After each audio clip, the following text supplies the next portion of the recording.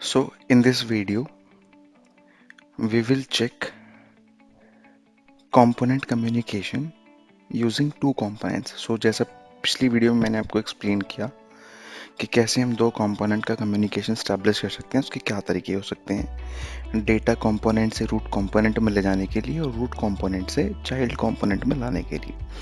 So let me create an Angular application for that so that I can show you. Okay, so ng new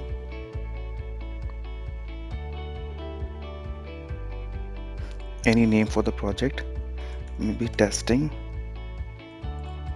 input output,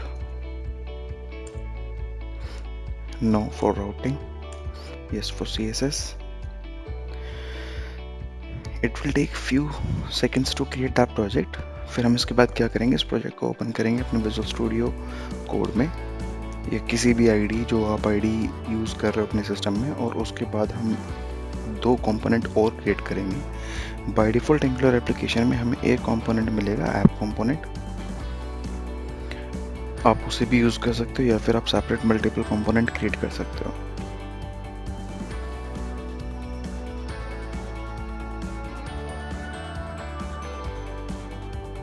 Okay, so project created successfully. Let me go into the project. cd testing. What was that test? I believe input. Yes. Okay, let me clear the screen and let me open this project into code.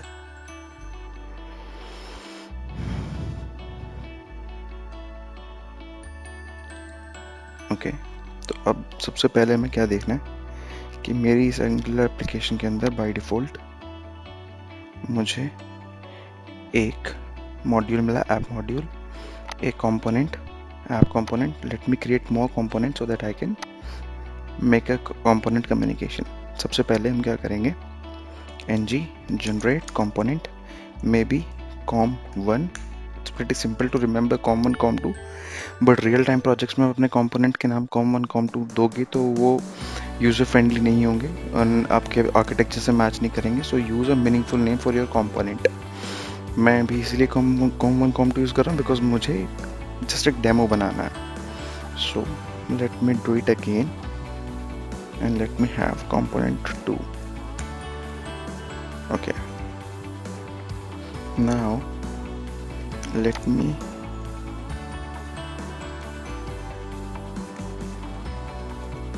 serve my application as serve hyphen open. तो अभी ये default application open करेगा मेरे browser में जिसमें default UI होगा. हम उस यूआई को यूज़ नहीं करेंगे और अपना कंपोनेंट को चेंज करेंगे.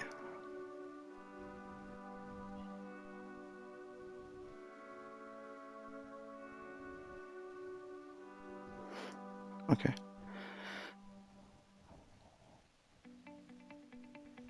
so this is your default template. Now let's come to component HTML. This was the default style and everything. Let me remove this, just making a heading.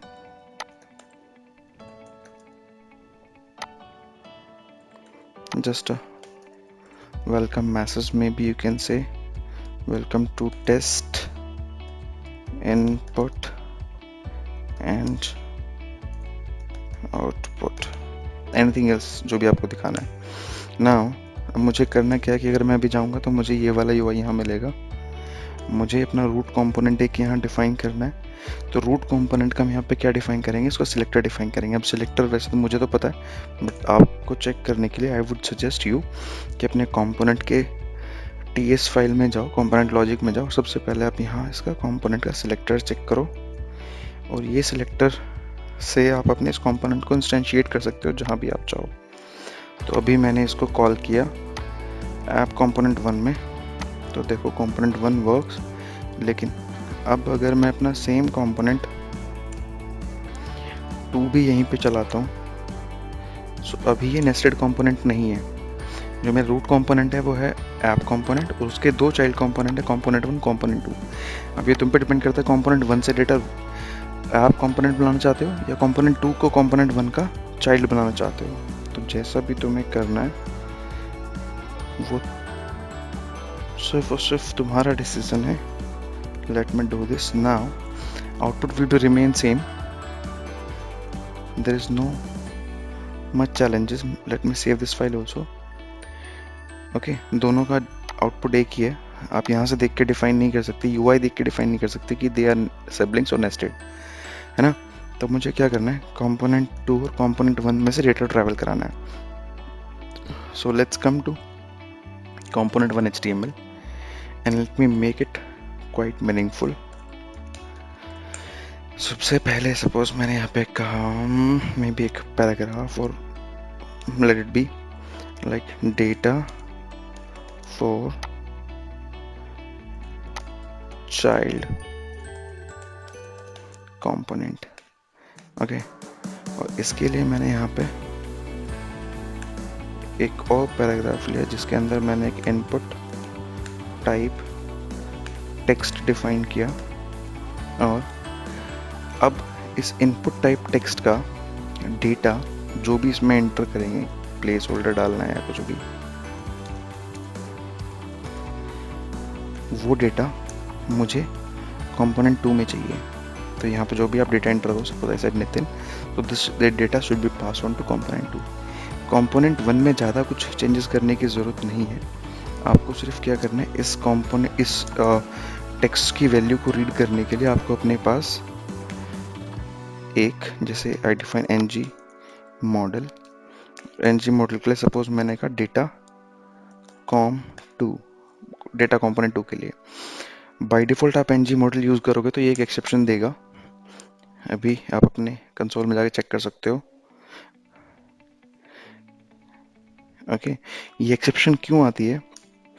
जब भी हम किसी कंपोनेंट के अंदर ng मॉडल यूज़ करते हैं तो इसे इसकी डेफिनेशन की ज़रूरत पड़ती है, जो कि डेफिनेशन अभी बाय डिफ़ॉल्ट इसके पास अवेलेबल नहीं है. It's a two way binding example जो हमने पिछली वीडियो में डिस्कस भी किया है. अगर आपको ng मॉडल इनेबल करना है अपने प्रोग्राम में, तो आपको अपने मॉड्यूल एप्लीकेशन के अंदर जाना है और इंपोर्ट करना है, इंपोर्ट स्टेटमेंट Angular/forms, और यहाँ से आपको यूज़ करना है फॉर्म्स मॉड्यूल. और इस फॉर्म्स मॉड्यूल को इंपोर्ट करने के बाद इंपोर्ट सेक्शंस में डिफाइन ज़रूर कर देना फॉर्म्स मॉड्यूल. ओके, सो अब आप देखोगे ये एक्सेप्शन गायब हो जाएगी once you will save it. Exception गायब होगी तो अब जब भी आप डेटा, वेयर इज दैट, जब भी मैं डेटा इस वेरिएबल में चेंज करूँगा वो डेटा मेरे इस वेरिएबल में अपडेट हो जाएगा. बट ये वेरिएबल होगा कहाँ? सपोज मेरे कंपोनेंट 2 में I may be define data for component 2 type string. Okay, आप इसे चाहो तो कोई डिफ़ॉल्ट डेटा दे सकते हो, but I don't want it. Late it B blank. Now इस डेटा में हुए चेंजेस को मुझे अगर रीड करना है जस्ट मेरे लोकल कंपोनेंट में कि ये डेटा आ भी रहा है कि नहीं आ रहा, span, I can use interpolation bracket and I can test it. क्या डेटा आ भी रहा है कि नहीं आ रहा है? आई सेट नितिन, तो आप देख रहे हो डेटा पहुंच रहा है, लेकिन ये डेटा अभी भी मेरे ही कंपोनेंट में, मुझे चाइल्ड कंपोनेंट में नहीं गया. तो सबसे पहले हम चलते हैं अपने चाइल्ड कंपोनेंट में, which is component 2. And component 2 के टीएस में एक वेरिएबल बनाते हैं जिस वेरिएबल के अंदर उस डेटा को हम होल्ड कर पाएँ. लाइक मुझे अगर वो बनाना है तो मैंने कहा एक variable data from com1. By default आप इसका टाइप डिफाइन कर सकते हो, लेकिन अभी एक लोकल वेरिएबल है सिर्फ आपके कंपोनेंट के लिए. तो अगर आपको उसको पेरेंट से डेटा आपको उसमें रीड करना है तो आपको उसे एक एट्रीब्यूट डिफाइन करना पड़ेगा which is input. By default input attribute आपको नहीं मिलेगा. जैसे ही मैंने टाइप किया इसने ऑटोमेटिक इनपुट को इंपोर्ट कर लिया Angular@core से.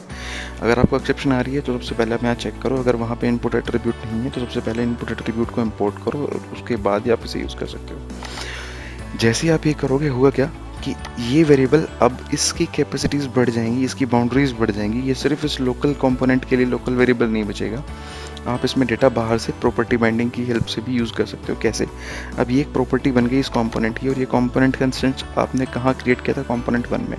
So what I can do, I can use it over here using a square bracket I can define what was the variable name. Let me check data from com1. Okay, so let me define it over here, data from com1, और इसकी property की value आएगी कहाँ से, इस variable में। तो ये जो डेटा कंपोनेंट 2 है, ये वेरिएबल है मेरे कंपोनेंट 1 का, जिसमें डेटा मैंने होल्ड के टेक्स्ट बॉक्स से चेक भी किया है और वही साइमल्टेनियसली डेटा मैंने पास कर दिया इस प्रॉपर्टी में।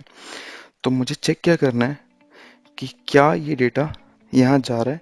इसके लिए क्या कर सकते हैं हम, कंपोनेंट 2 के, where is the component 2 here, इसके HTML में यहाँ सपोज मैंने एक हेडिंग बनाई,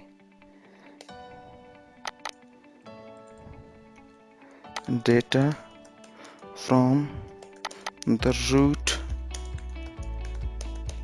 component and which is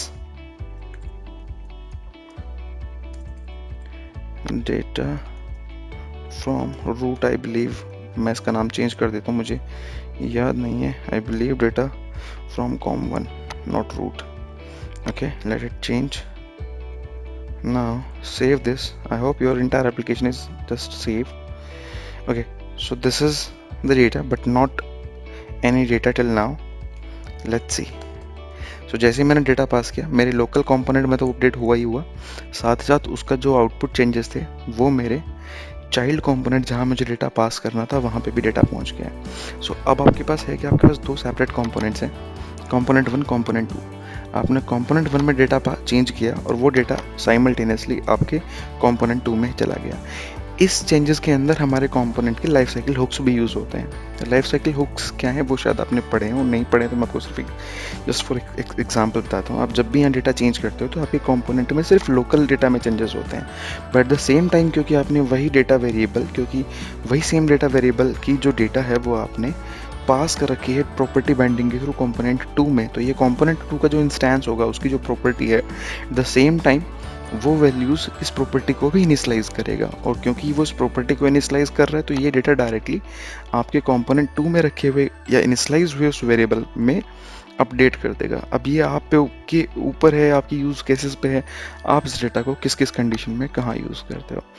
so this was how to use input components in Angular applications. In next video हम देखेंगे कि अगर यही डेटा मुझे कंपोनेंट 2 से कंपोनेंट 1 में लेके जाना हो तो वो हम आउटपुट पैरामीटर्स को कैसे यूज़ करके पहुंचाते हैं। So thank you so much, stay tune for the next video, don't forget to subscribe and like, comment and share. I hope आपके समझ में आया हो। Let's see next video how we can pass the data from child component to the root component. Thank you so much.